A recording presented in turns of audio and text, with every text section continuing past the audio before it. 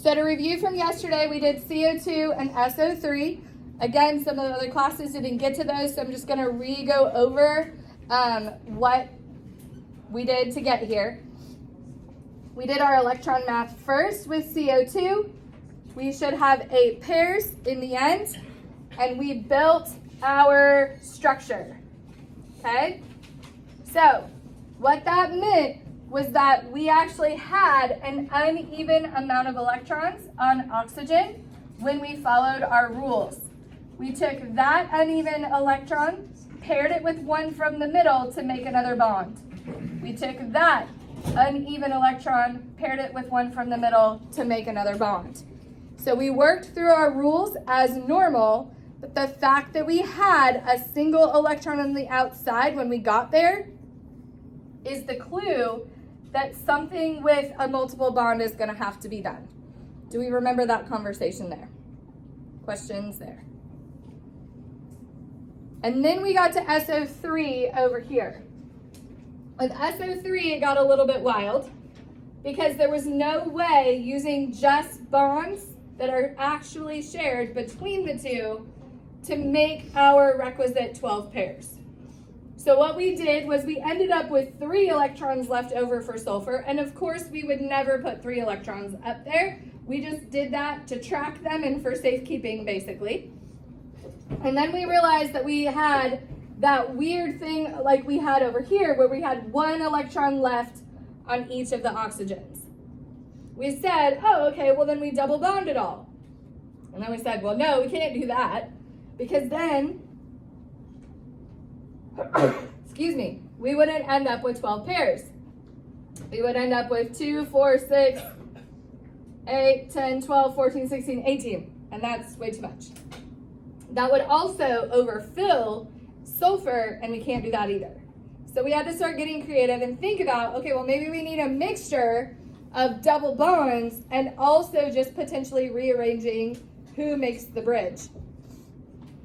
So what we did is we made 1 double bond between the top oxygen and the bottom, and then we took one of sulfur's electrons to make both sides of the bridge, and then we gave that electron back to oxygen. And then again, did that on the other side. Used sulfur's last electron to make the other side of the bridge and gave that electron back to oxygen. So sulfur basically says, I got you. I will make both sides of the bridge here. You can keep all of them. As long as we make the bridge, we can all circulate in the end. Okay? So that ends up being how it's done, and when we clean that up, it's gonna look like this. Okay? All the diagramming that we're doing is mapping out our thought process and what we're thinking about where we're gonna place things. That piece of it isn't actually part of our final answer. Does that make sense so far? These two in particular, and SO3 for sure, is one of the trickier ones.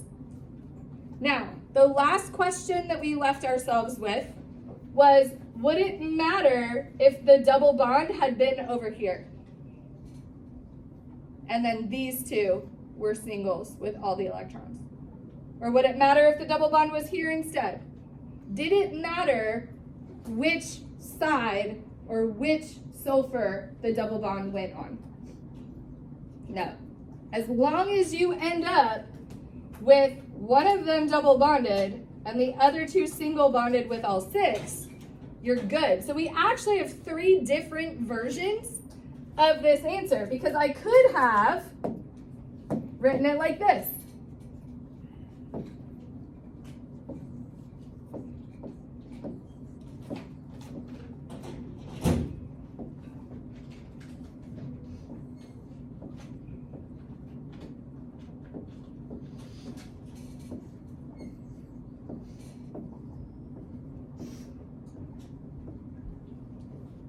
Wouldn't that be valid too? Do we have 1 double bond with 2 pairs and then 2 single bonds with 6 pairs on oxygen? Meets the same requirements as this, what we decided on, right? Or could I have written it like this?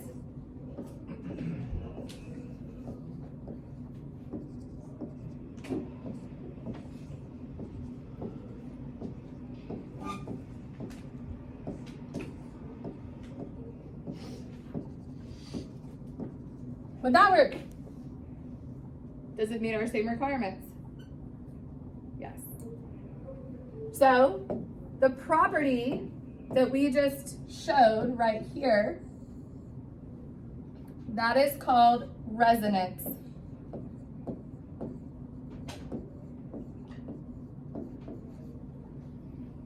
Okay, so when you have a molecule that you've put together that can have different arrangements that are equally valid, that's called resonance. Okay, questions there? There are two kind of questions that I can ask you about that.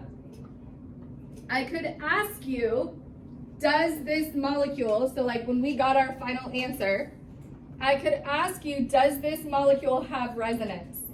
And you could just say yes or no. We would say yes, because this could have shown up on any of those three sides.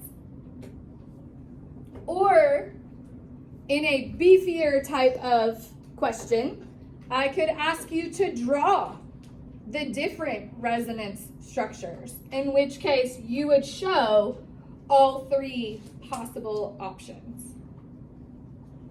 Questions there about kind of what we can do with that? Good so far? Okay. There are one or two on your lab. I'm trying to think. There's one for sure on your lab. If I'm remembering correctly, that could possibly have a resonance. So that's just something as you're going through and doing your Lewis dot structures, just to pay attention to. If you think you find one, feel free to come and ask as we're doing structures, and then we can take a look at that for sure, okay?